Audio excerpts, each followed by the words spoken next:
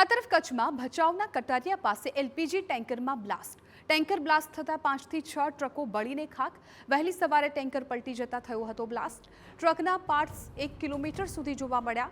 બ્લાસ્ટમાં કોઈને જાનહાનિ નથી થઈ. કચ્છના ભચાઉ નજીક કટારિયા તીર્થ પાસે વહેલી સવારે ભીષણ બ્લાસ્ટ થયો.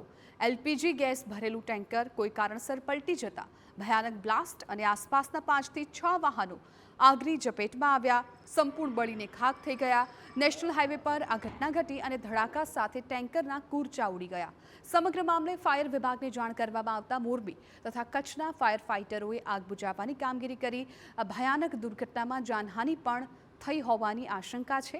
પોલીસ દ્વારા ટેન્કરમાં કેટલા લોકો હતા તે અન્ય કેટલા લોકો હતા તે અંગે તપાસ હાથ ધરવામાં આવી, પરંતુ હાલ કોઈ પણના મોત અંગે સત્તાવાર પુષ્ટિ કરવામાં નથી આવી. હાઈવે પર આ દુર્ઘટનાને પગલે ભારે ટ્રાફિક જામ પણ સર્જાયો અને ટ્રાફિક નિયમનની કાર્યવાહી હાથ ધરાઈ. એલપીજી એક ટેન્કરમાં આગનો બનાવ બનવા પામેલ અને આ ટેન્કરની સાથે સાથે અન્ય કેટલાક વાહનો પણ આ આગના બનાવમાં ઝપટમાં આવેલા હતા. જેવી માહિતી મળી તાત્કાલિક અસરથી એઆરસી ગાંધીધામ ખાતેથી સ્થાનિક લેવલે નગરપાલિકા અને મોરબી ખાતેથી પણ જે ફાયર ટેન્ડર છે એ તાત્કાલિક અસરથી ત્યાં પહોંચતું કરવામાં આવેલું હતું. ત્યાં કોઈ અન્ય જાનહાનિ એ ઈજાગ્રસ્ત બનાવ જેવો બનવા પામેલો નથી.